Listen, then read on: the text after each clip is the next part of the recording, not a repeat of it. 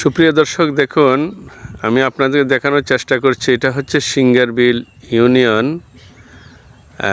মেরাসানি, নোয়াবাদী। এই যে আপনার যে জিনিসটা দেখছেন, এটা হচ্ছে ইন্ডিয়া, আপনার আগরতলা এয়ারপোর্ট। এই দেখেন, এটা আগরতলা এয়ারপোর্ট ডোমেস্টিক। আমরা এখানে এসেছিলাম। এই এরিয়ার পুরাটাই আপনার বর্ডার এলাকা।